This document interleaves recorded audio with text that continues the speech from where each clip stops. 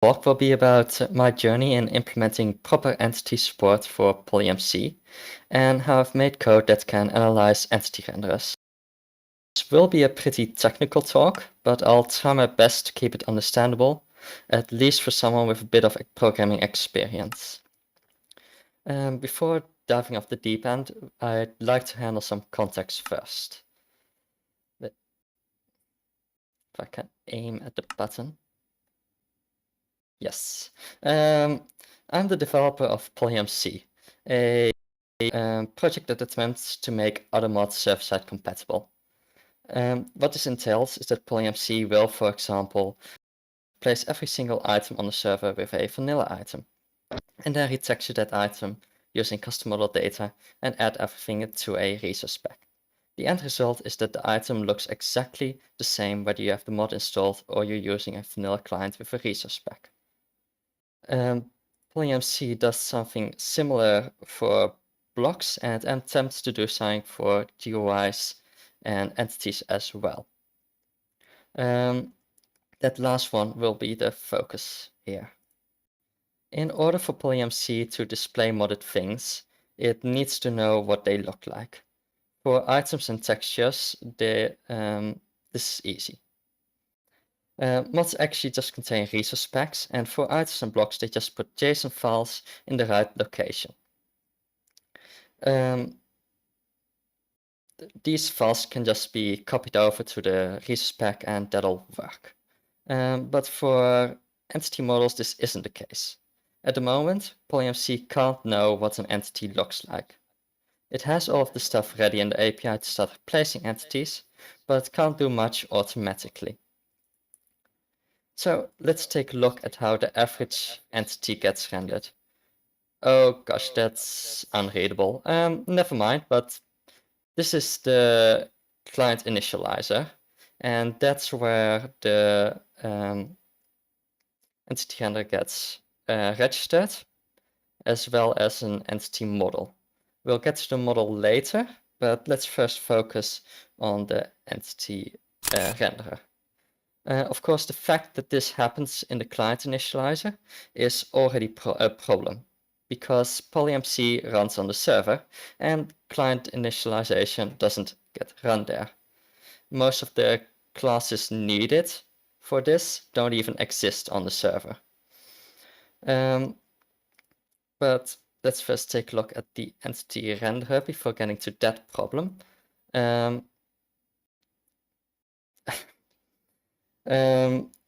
The entity renderer defines a piece of code that gets run whenever Minecraft wants to draw an entity on the screen. This piece of code is the sole thing that determines what an entity looks like. This is an average example of an entity rendering code. Unfortunately, it is illegible, but we'll deal with that. Other entities will have different code, but for the sake of an example, we'll use this one. For some of you who have never written rendering code before, the matrix stack is quite an important thing. The TLDR is that it stores transformations. Every single thing you render, if you add like a downwards transformation with a matrix stack, then everything you render with that matrix stack is now slightly lower. You can also scale things, rotate things, etc. All the positionings and rotations of every cube that Minecraft renders is determined by a matrix stack. So it's quite important for how an entity looks. This is only a small excerpt, but the entity rendering method does a bunch of stuff. For example, it adds a rotation depending on where the entity is facing, and it also rotates the entity to be lying down if it's in a bed. It does a bunch of this stuff. Some mods might not use this code, some mods will add their own behavior into this, and that behavior could be anything. It could be any arbitrary code. A modded entity might display differently based on what dimension it is in, or it might change size depending on its health. The point is, we need to be able to handle any situation. Now, let's skip ahead a bit in this excerpt. It has a bunch more behavior, but eventually it handles control over to the entity model we saw before. Don't be fooled, this entity model separation makes the code cleaner, but it still contains arbitrary code, so it's basically irrelevant. Not even all vanilla entities use this system, and certainly not all modded entities. But for the sake of example, let's switch to my entity model. It contains one single cube. It's defined here. It's a 16 by 16 by 12 cube, and in the top right corner you can see it in game. I got a professional texturing artist to make this wonderful debugging texture. Here's the rendering method, and this rendering method is simply a wrapper for the method I'm actually interested in.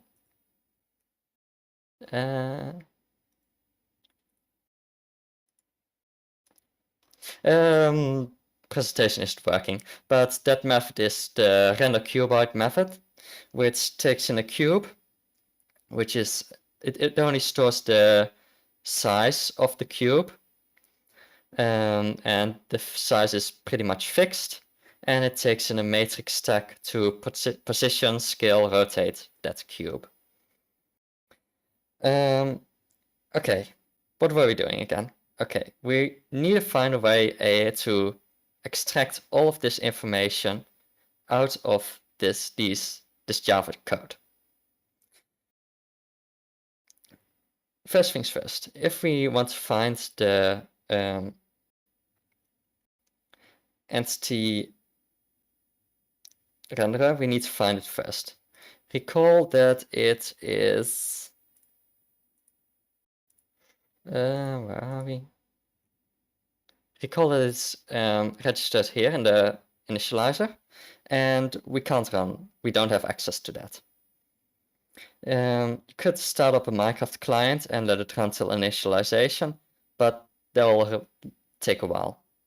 Instead, we're going to write a custom JVM to handle this. When a mod is compiled, what's stored inside the jar isn't the code you wrote. Instead, it's compiled to Java bytecode. I'm not going to go too far into details, but the TLDR is that it's a list of instructions.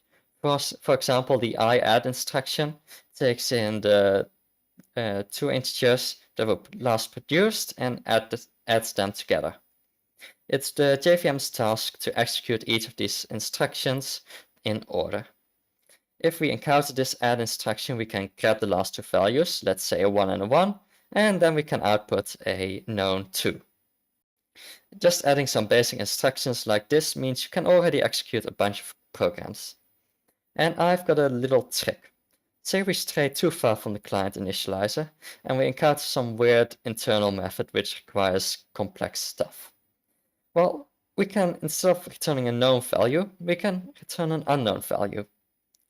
Basically saying, we gave up executing this method, we don't know what it returned. Note that normal JVMs don't have this. It's different from being null. If something is null, then we know it's null. If something is unknown, it might be null, but we've got no clue. How I've represented this is to create like a class that either stores a known value of X or a unknown value, and this is how all things in the JVM are stored. Now we're ready to execute the client initializer inside of our custom JVM, and we don't have to worry about this causing weird errors or trying to start rendering something or any other side effects. It can only do what we told our virtual machine to do. And when our virtual machine hits one of the register instructions, we can just log what it registered and store those values for later. So now we've got the entity in renderer, and now we can start analyzing it. Let's take a quick look at what we need again.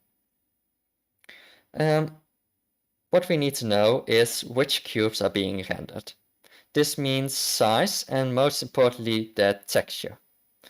This needs to resolve to a finite set of cubes because each of these needs to be added into an item model, which is then added to the resource spec. Luckily, I don't think it's possible for a mod to have infinite amounts of different cubes unless they're doing something really cursed. Secondly, we need to know where that cube is being rendered. This means the scaling, rotation, and translation. We don't need to worry about these aspects individually though, they're all stored in the matrix stack. These last values are more interesting than the first because they aren't a fixed number. Say you have a pig. The direction this pig's head is facing isn't fixed. It depends on the direction in which it is looking. You can't say that it's like 45 degrees because, well, that would be inaccurate. It might be 45 degrees at some point, but it's not 45 degrees constantly. How we could think about this is that we need to enumerate all possible ways in which the entity rendering function could call that render cuboid function. And we need to figure out how the matrix stack passed into that function came to be. Luckily, I didn't go write a small virtual machine for nothing. You know that unknown value, representing values that are completely unknown? We can expand on that. How about a value representing something that's not known currently, but will be known later, such as the entity itself? Because we don't know any of the properties of the entity yet. How is that pig flying? Okay, I'm not going to worry about that.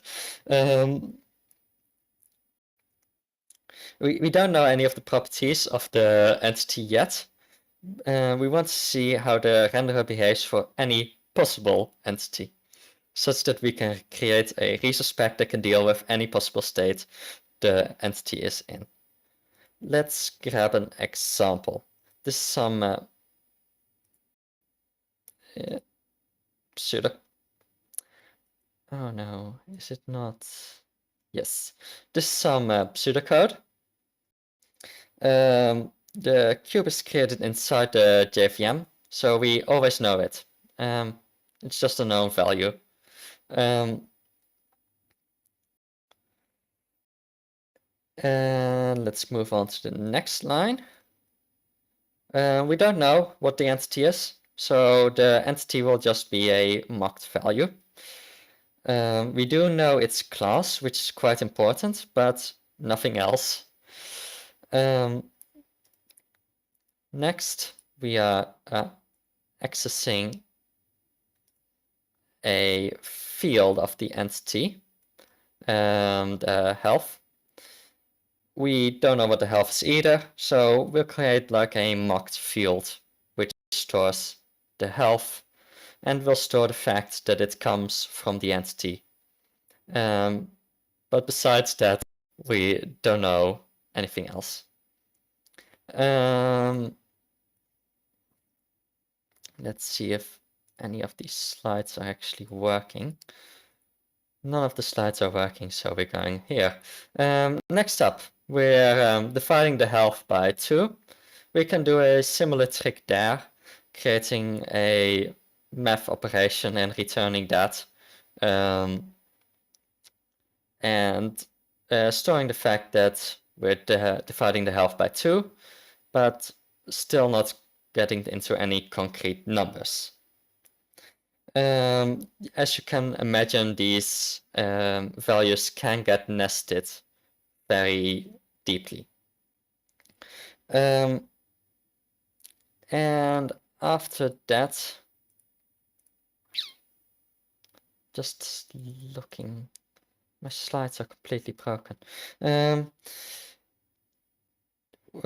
We now know that this function renders a cube at, and we know the location we know that it's scaled with health divided by 2. And this handles basically everything, except if statements. If statements are really annoying, because you can't execute the if statement, because it maybe it's supposed to not execute. You don't know if it's supposed to execute. The only option you have is to both execute it and not execute it. You're going to go down both paths. This is a pain. You need to copy the entire virtual machine state, and you need to let both of them run to completion. You need to keep track of which calls happens in which branch, and you're going to get a lot of branches. The little test entity I made, it does approximately 40,000 code paths. This is because it reuses the vanilla renderer, and the vanilla renderer checks for things like, is the entity named Dinnerbone, or is the entity sleeping, or whatever. Yes, this will run into the halting problem. Luckily, most renderers do complete. If you have a renderer that doesn't complete, something's wrong with your renderer. But even with all of these branches, what we're doing is completely doable. PolyMC has a functioning API for renderers, and it wasn't too hard to plug that into the information we got here. Let's see if we can. Here are some results. This is the snail from Lovely Snails. Textures aren't working yet because I didn't have enough time. But as you can see, it is working. In the top left corner, we have a regular snail. In the bottom left corner, we have a dinner-boned snail.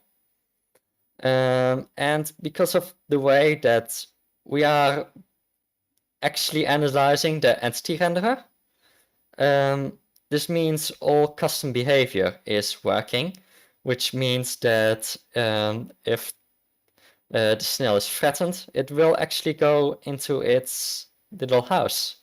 And that's all working. The snail is going backstage. Get in. Nah. Of course, there was a bunch of... no, it's fine to let the snail wander around. I don't care. Of course, there was a bunch of trouble along the way. I had to do a few optimizations. You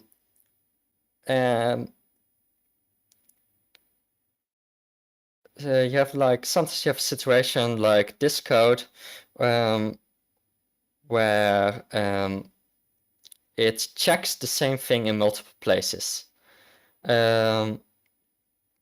This usually is in a different method, but nevertheless it does check the same thing twice. Of course, we don't need to create 4 different paths to represent this. 2 is enough. So what I do is basically, if we're going to go down a path, we check if we branched on that condition already. And if we did, then we just ignore it and take the previous results. Another situations is this situation. You might think that the code on the left doesn't happen, like nobody would write this kind of code. That is true, but the Java compiler will actually transform your code to be looking something like this. In the situation on the left, we don't actually have to branch. because we could basically just return a mocked object which contains the result of x equals 0. As for the right-hand side, the code in the branch does do something, but it doesn't influence the rest of the program's execution. Assuming this method doesn't modify the matrix stack, assuming the method doesn't modify the matrix stack. So we'd only need to split into two branches temporarily, and after this statement finishes, we can just merge them back together. This isn't something that's implemented in my JVM yet, but I would like to implement it. By the way, this strategy here is called SSG. And the thing I was doing with values is called symbolic execution. Just if you want to Google that. I didn't invent it. I did manage to come quite far without checking the Wikipedia page for it though. So yeah, it's currently functional. It does take a while for the snail to do its thing. The snail has 1,540,000 different paths it takes approximately. That's quite a lot. I don't think that's an issue with the method itself, but more with my implementation of it. Like I said, I don't have SSG implemented yet. It can be done faster. And yeah, that's that. Let me, yes, some use cases. Of course, the fact that we have insight into the client initializer is already a lot better than what we had previously. And it's useful for a lot of things, actually, besides just the entity rendering. For example, we can now determine which render layer a block on, which we couldn't do before. That's really nice. Other use cases might be to add compat for Bedrock, add entity modded Java entities to Bedrock via Geyser. The same process can be done to block entity renderers as well. And maybe we could even do automatic instancing of entities. I don't know. I'm not a client-side developer. I've got no clue if that's possible, but hey.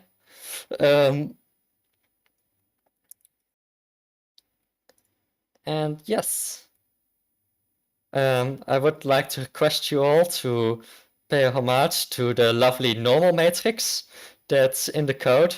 Gotta love the normal matrix. It's the best piece of code ever. And here's some nice bugs. I did torture some snails slightly. No snails were significantly harmed during making this.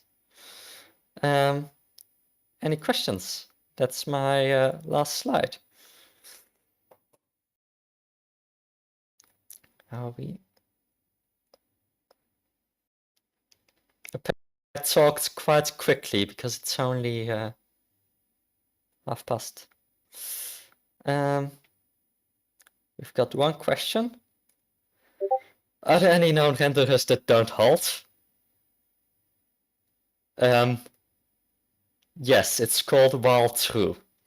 But I don't think any of those renderers are used in production. Why do I need a custom JVM? There are symbolic JVMs that do symbolic execution available. I just didn't use them.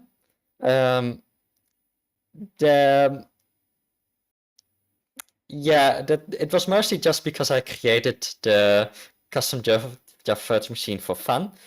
But I also don't know if other symbolic execution JVMs would apply to this. I do have my own logic to handle downloading the client mod, the client Minecraft jar, and running the functions in those. And it is, of course, nice to be able to modify all pieces of the JVM. A normal JVM that won't work because it can't do symbolic execution. How does your optimization for repeat conditions work with impure methods?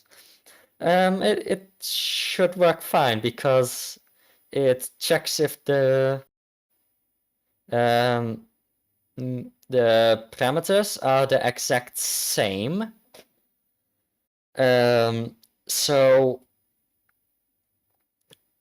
if you assign anything differently and try to use it in a comparison, then it will be different and it will take another branch. Thank you. Server-side Bollinger? Server-side Bollinger would be a lot easier than this because,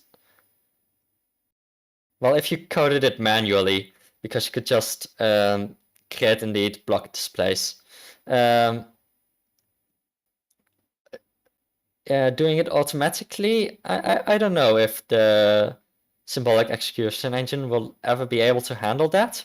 It doesn't like looping on things which have an unknown size. Because if you think how a loop works, you're usually going to do something like, well, internally it will do something like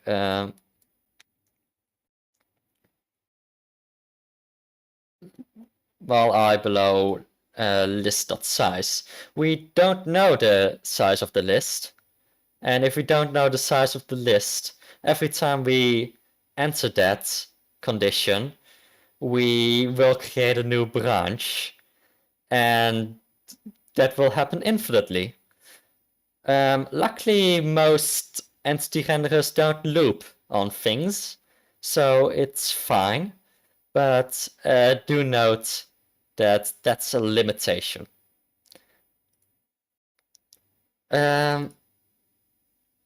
What made you to get started writing mods in this way?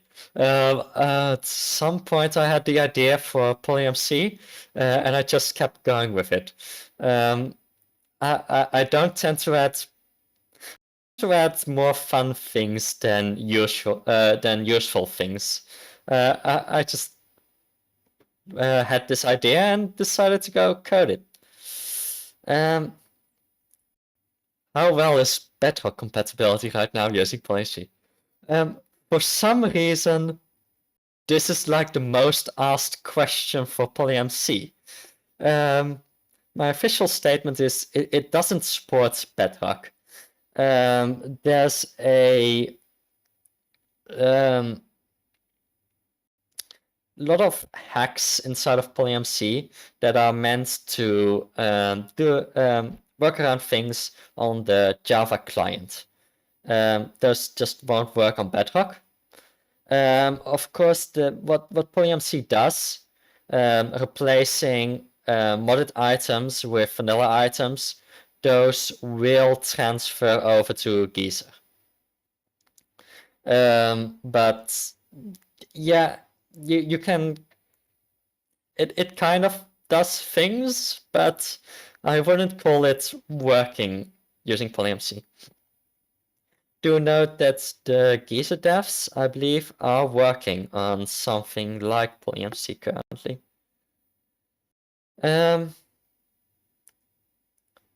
What's SSG? SSG means basically, well, you saw the example of this slide. Yes. the example on the left, SSG would simply summarize this without creating an extra branch. I actually forgot what it stands for. I no, SSA is no, it's not SSA. This is a term specifically in the bit of symbolic execution.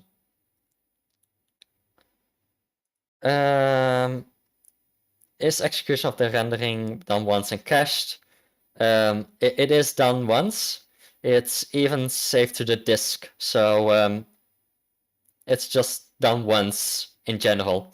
It can't be done every frame. It takes an embarrassingly long time to actually do this, which probably is because my JVM isn't optimized very well, but it's still embarrassingly long.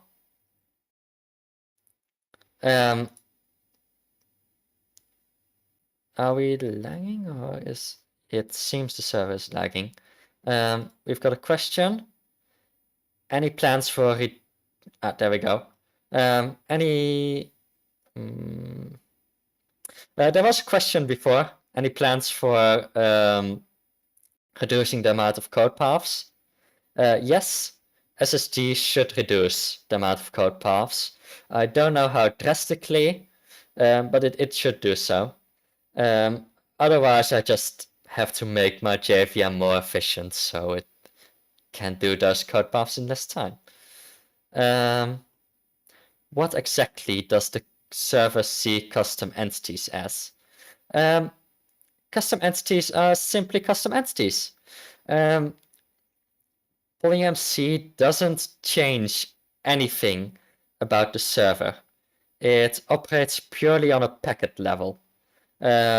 If you were on a server and you wanted to /set block a modded block, then you just use the /set block command. So the server just sees a snail as a snail. It's the original mod code that's running. This has a big advantage. It means that the hacks that PolyMC does will ever influence the actual world. If something goes wrong, it will only look wrong on the client. The client sees these as display entities.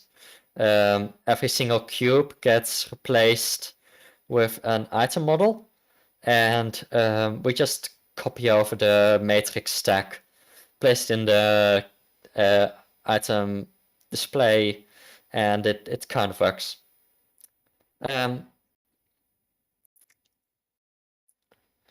Would it be better to do this?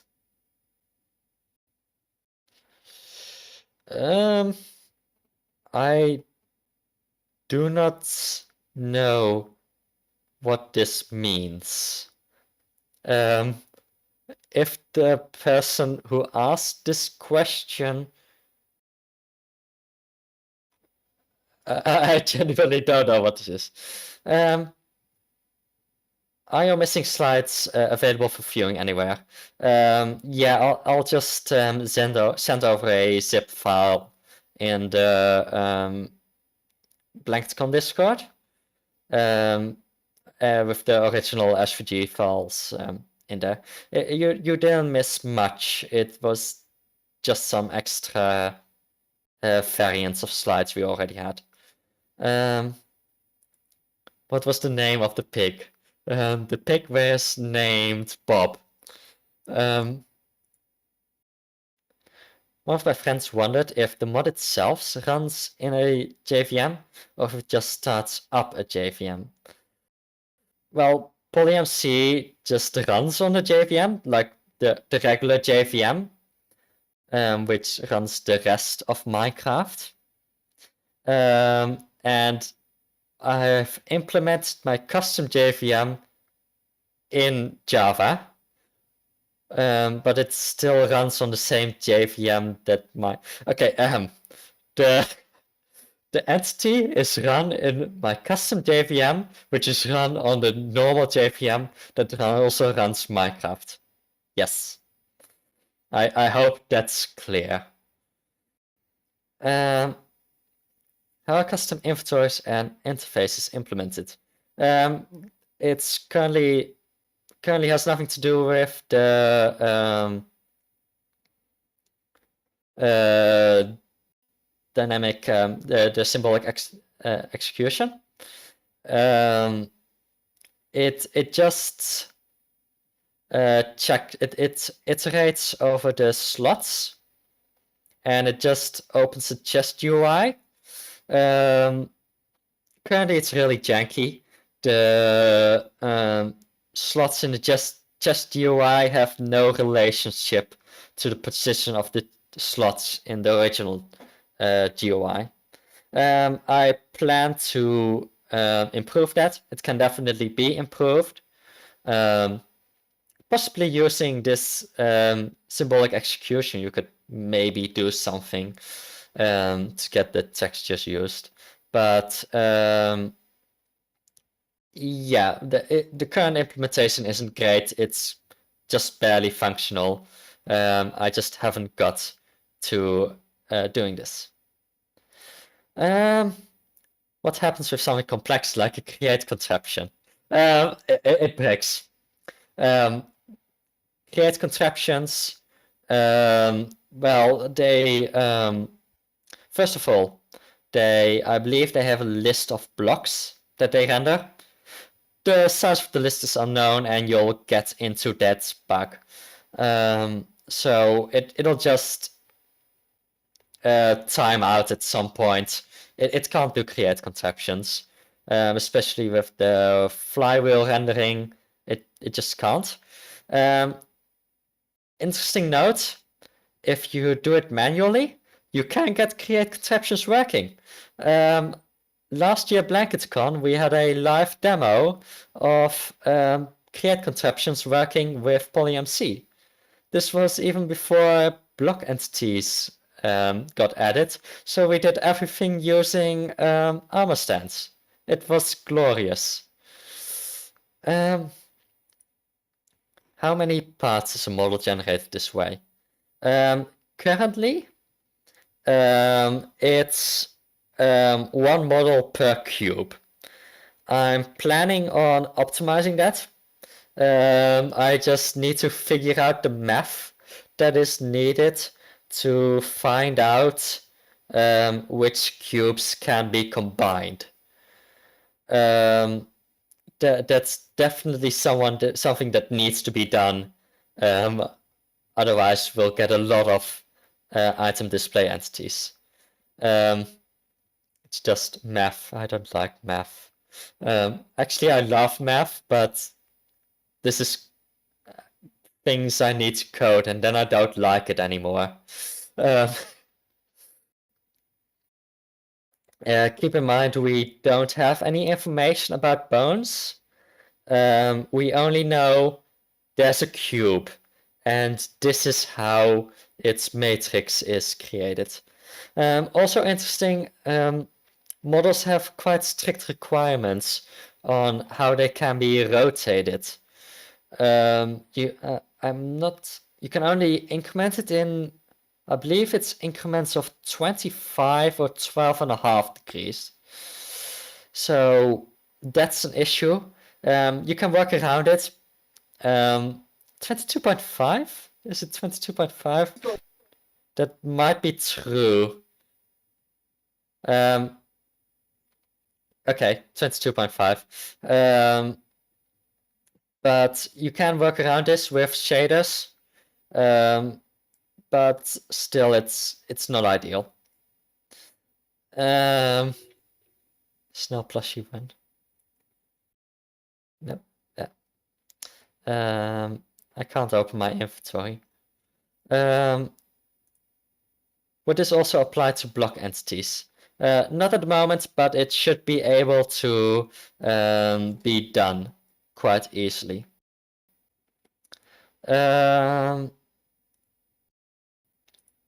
is PolyMC compatible with JEI, REI, MEI, EMI?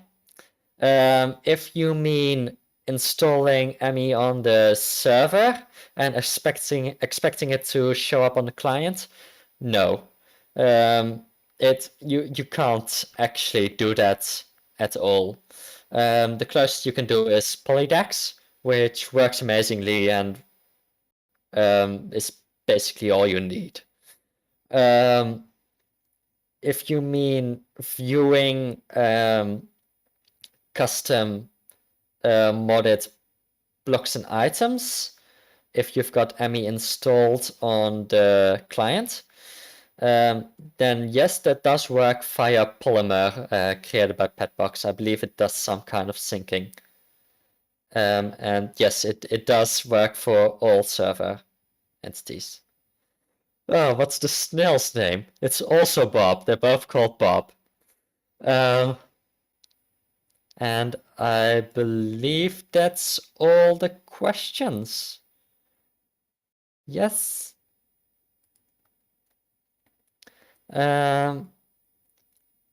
Unless this, okay. When if this get implemented for block entities, mods like Xnilio Fabric will most likely become plug and play with PolyMC. Yes. Yeah, basically, yeah. Yeah. Assuming all of the calls go through, we can, of course, you don't have to only detect rendering cuboids. You can also detect it when they try to render blocks or items or even text, and you can port those to the right entities. So yeah, this should work. Both. What I've been doing is entity renderer, but this can be this can be applied to block entity renderers as well.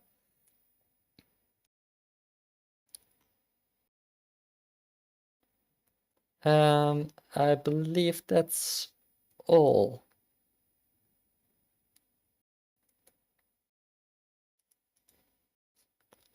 Yes.